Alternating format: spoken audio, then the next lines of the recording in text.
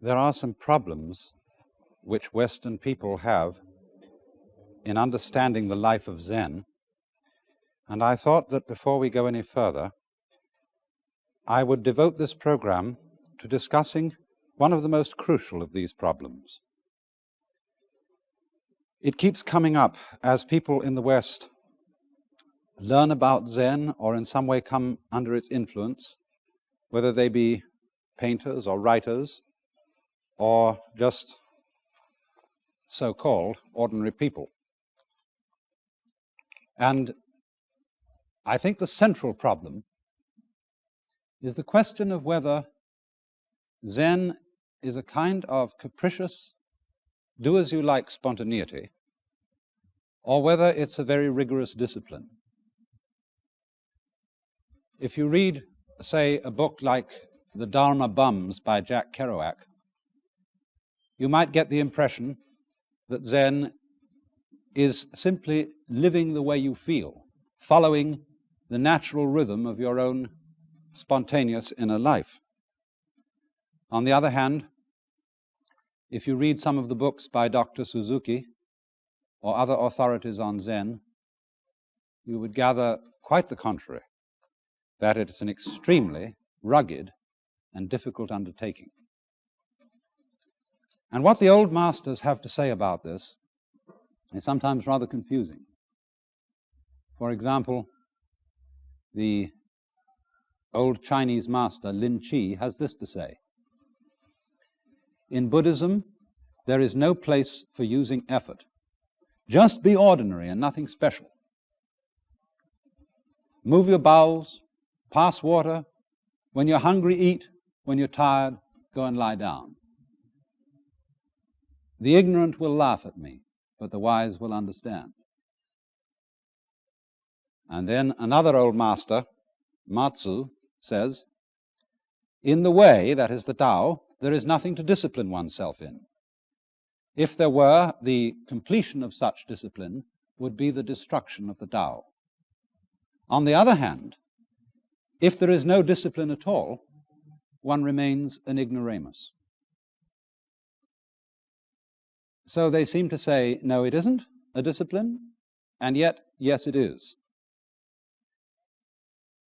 And therefore, we outsiders, trying to understand what's going on, remain profoundly puzzled. For on the one hand, we see the kind of floating life idealized by the old masters, the life of cloud and water. As I told you, a Zen monk is called unsui, which means that he drifts like a cloud and flows like water. But on the other hand, here they are in their monasteries, or more correctly, seminaries, living a very rugged life indeed, under the stern supervision of their teacher.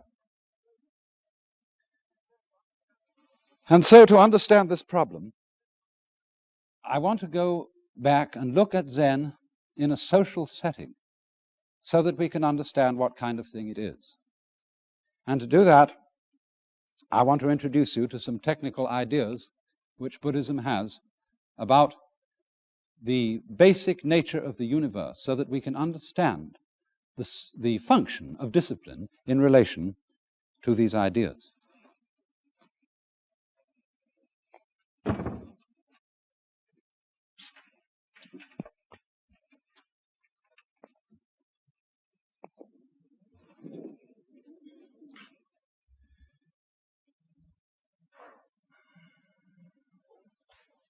Now, there is a special word which designates the fundamental Buddhist idea of the character of the universe in which we live. And this Sanskrit word is the Dharma Dhatu. The word Dharma has many meanings in Sanskrit. Sometimes it's doctrine, sometimes it's method, but here I would say it means something like function. And Dhatu means realm or world. So this is the doctrine of the whole functioning of the universe. And it gives us a picture of a universe which is completely relativistic. What does that mean? If you stand on the earth, it seems to you that the moon is moving. If you stand on the moon, it seems that the earth is moving. And there's a Zen poem which says, "Empty-handed I go, and yet a spade is in my hand. I walk on foot, and yet I'm riding the back of an ox. When I cross the river, the bridge flows, and the water is still." In other words, I don't know what an empty hand is, except in relation to a hand with something in it. I don't know what it is to walk on foot, unless it's in relation to some other kind of transportation, such as riding. And I don't notice motion, unless it's a relationship between something that's still and something that's moving. And so where you've got an idea of the universe in which everything is relative to everything else, you have, as it were, a scheme of interconnections between innumerable points, reminiscent of a spider's web with dew on it, or the image of Indra's net, which is a tremendous collection of jewels, all linked together in such a way that each jewel contains the reflection of all the other jewels. And in this sense, then, Buddhist doctrine is saying that our universe is so interconnected in all its parts that one part of it, so-called, can exist only in relation to all the others. All motion, too, is in relation to all other motion. So that it works, as we would say in physical theory, as a field of forces. There is no separate center in which any motion or activity originates. All activity that occurs at any spot, as it were, originates over the whole system. And this is another meaning of the Taoist idea of Wu Wei. You remember this term, Wu, not Wei, acting or striving. The deeper meaning of this idea is that nothing acts of itself. There is, as it were, no such thing as an agent. For action is the nature of the whole thing, and it, as it were, appears in one place in relation to stillness in another, and so on. Now, when you have a highly relative system of this nature, if you want to introduce into it some kind of order, as we want to introduce order into society, we can't base a social order on a completely relative conception of the world. Because in order to have cosmos instead of chaos, you've got to have some standards. But since these standards don't exactly exist in the universe, we invent them. And therefore our social life depends, as it were, on practicing certain deceptions. The Western philosopher Weihinger invented the term the philosophy of as if. And all social order and communication depends upon certain deceptions being practiced. And I would say these deceptions are as follows. The first deception is that there are things. That is to say, that these vortices or nexuses in the total pattern of the universe are real and separate from each other and can be treated as such. In other words, to describe, to talk about the world, we have to break it down into various different units. Just in the same way, if you're going to eat a chicken, you have to chop it up in sections, and it's easier to eat that way. But the cut-up fryer doesn't come out of the egg. It isn't found in nature. Nor do you find eggs where there are no chickens. Nor do you find chickens where there is no environment suitable to them, and so on. So the pretense that things are separable from each other is necessary in order to think and talk about them. The next thing we have to pretend is that there are agents.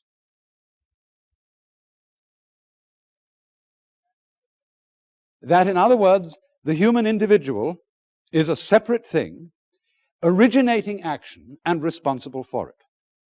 But in this conception of the completely relative universe, action does not originate at any particular spot.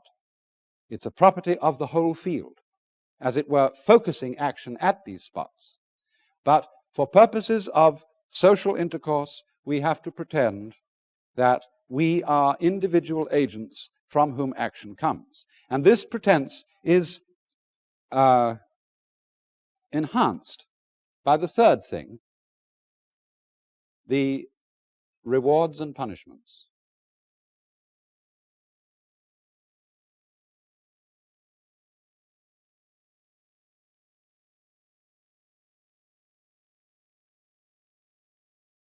Now, this is terribly important. The reward for regarding oneself as a responsible agent and acting accordingly is the promise of something good coming in the future, whether it be in this life or whether it be in some other life, so that we are constantly attracted and kept at this game based on these three deceptions by living for a good thing coming in the future. And this, as it were, conceals from us what our own proverb tells us in saying, tomorrow never comes. We are only really ever alive now. And we get distracted from living fully now by having our eye on the future. Now, of course, there is a reasonable advantage in planning for the future. But a person who is, as it were, hypnotized by the future and unable to be awake now really has no use in planning for the future, because when his plans develop, he won't really be able to enjoy them. Punishments are not only the punishments that parents and teachers mete out to recalcitrant children, but we begin to get the feeling that, for example, things like disease or accidents are punishments, and that death too is a punishment. And as if that weren't sufficient, societies have always invented a complicated system of post-mortem retribution, various heavens and hell, whether they are permanent or impermanent, in which the rewards and punishments are further extended. Now, this system of deceptions, we could say creative deceptions, I don't want the word deception to have a bad flavor, is inculcated into us in childhood in every culture in the world. And it leaves a permanent mark on us. The mark being that we come to believe that these three things are real. Having accomplished the job of creating a social discipline and of getting human beings to step the right paces, to dance, as it were, to the tune played by the piper. Having done that, they are burned into us. And so we come to feel that we really are separate things, that we are agents and sources of action, that we are actually responsible for what we do, that there is that ego thing inside us, which is the initiator, the doer, the will behind all action. And so we also come to believe in these various rewards and punishments, whether it be the Christian system of heaven and hell, or whether it be the Hindu-Buddhist system of transmigration or reincarnation, living life after life after life, inheriting in each following life the karma or destiny which we prepared for ourselves in the preceding one. And this is very convenient because then there is no, as it were, way of escaping the police. There are celestial police as well as terrestrial police, and by this we are kept in order. But you see, this stratagem of these social deceptions is really like a raft that we use to cross a river. When we have, in young people, inculcated the order, to go on being taken in by these deceptions is like picking up the raft when you've crossed to the opposite bank and carrying it with you, and it becomes a burden. And so what Zen is basically is a way of freeing human beings from those deceptions, returning them to the vision of the world in its complete relativity. Now, the training which one goes through with a Zen teacher, shall we say, lifts these deceptions off one's mind. Now, you might say, I can understand intellectually, I can understand the idea that I only seem to be an agent, a source of action, and that things only seem to be separate from each other, but are actually interconnected. But does this make me feel any different inside? And you might say, well, no, I don't think it really does. To understand it fully, I would like to change the way I feel. But here comes the crucial point in the understanding of Zen. On the one hand, if you set out to change the way you feel, that might be called a discipline. On the other hand, if you decide simply to accept the way you feel and not try to change your inner feelings at all, that might be called letting things alone. But here's the point. If you have understood clearly that you as a separate will or a separate ego are a fiction, then on the one hand, you can't change it, and on the other hand, you can't do nothing about it, because there is no agent, no separate doer, either to do something about it or to do nothing about it. And so this situation seems, as it were, paralyzing. If you can't do, and if you can't don't, what's going to happen? But the point of this is that that paralysis is a realization of the unreality of the individual agent. So what happens? From this point, one ceases to take oneself seriously. Now, of course, there is always a danger in not taking the things seriously which society says we should take seriously. There's the case of, the raw youth, the sort of juvenile delinquent type who's in revolt against society and would use the experiences and ideas of Buddhism to justify that revolution. And that is why the practice in Asia is to reveal this point of view only to those who are socially mature. And so the discipline of the Zen school is a safeguard for the dangerous understanding or the dangerous insight which is there being hatched. And so all those rigorous tests which I explained, the rigorous regimen of life, these, as it were, do not directly produce the understanding, but they are, as it were, the guarded stockade around it. For Zen, you see, is fundamentally an insight. The recognition, in other words, of the deception, the as-ifness of these fundamental assumptions about the world which are necessary to social life. But then, when you don't take them seriously anymore, when you don't take your own separate existence seriously anymore, then you have, as it were, been inwardly relieved of the burden of this feeling of responsibility which society inculcates. And so you might say that the object of Zen is not to obliterate the order of society or to get rid of its conventions, but to take them lightly, to treat the conventional unconventionally.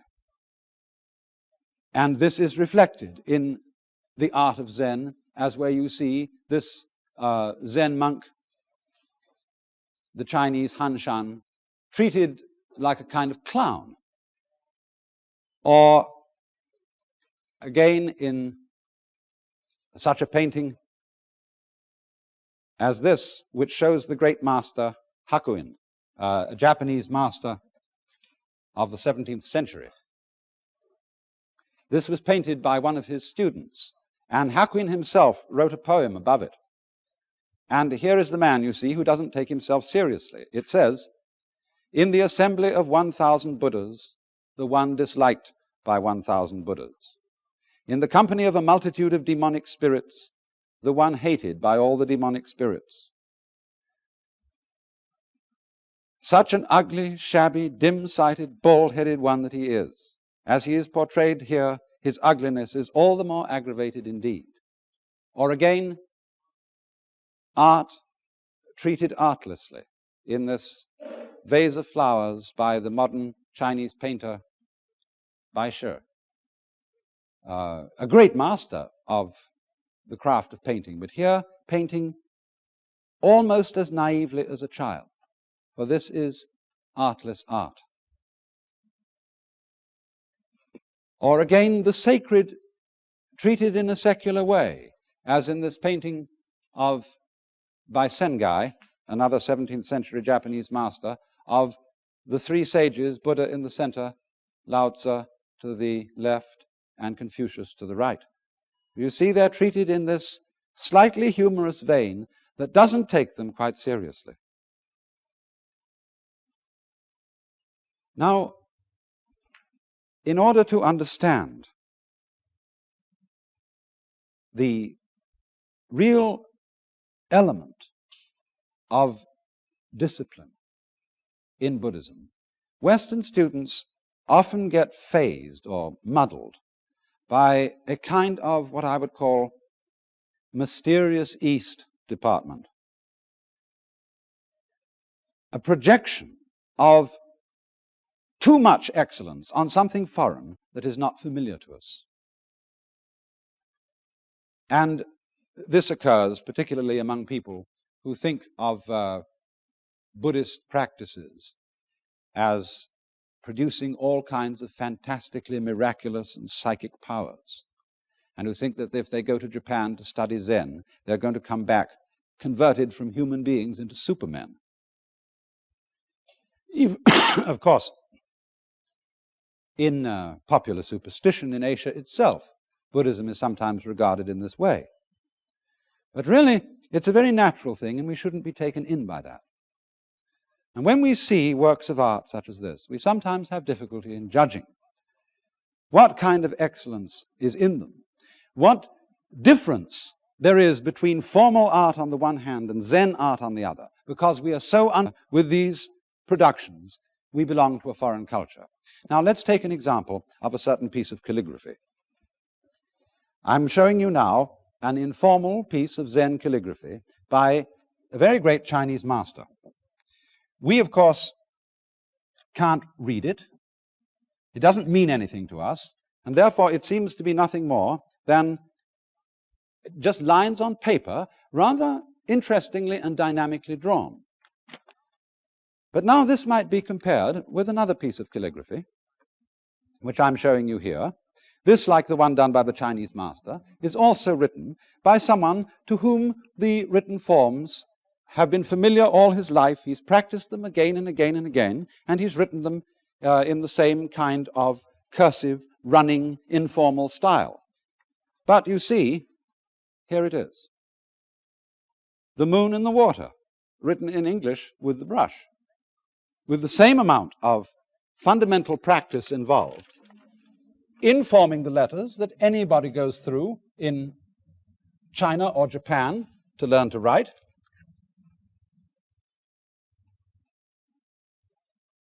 But the style is the same informality, showing the dynamics of the brush.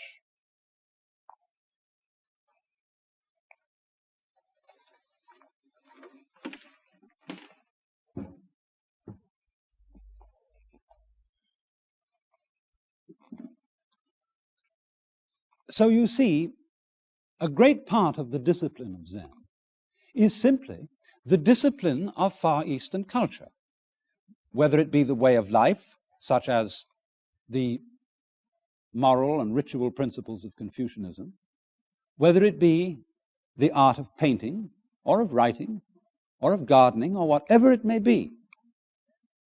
Zen is something that exists in relation to and is manifested through the ordinary cultural disciplines of the Far East.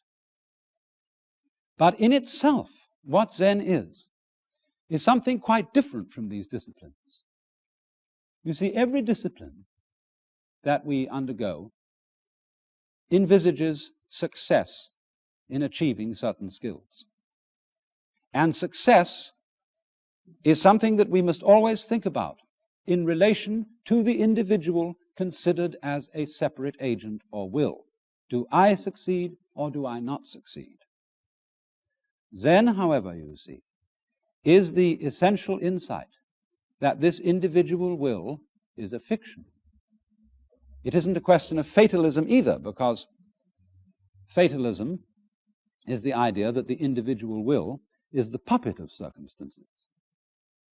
The insight of Zen is that there is no individual will. And therefore, Zen is fundamentally not a matter of success. It's outside the range of failure and success, and therefore outside the range of discipline or no discipline. You know, one of the best books about Zen that's been written is called Zen in the Art of Archery by a German professor. And it describes there a man who was so proficient in archery through the study of Zen that he could hit the bullseye in the dark. But a friend of mine, the composer John Cage, was recently traveling in Japan. And a Japanese said to him, you know, something needs to be added to that book. We have a very, very highly regarded Zen archery master in Japan today, and he can't even hit the bullseye in broad daylight.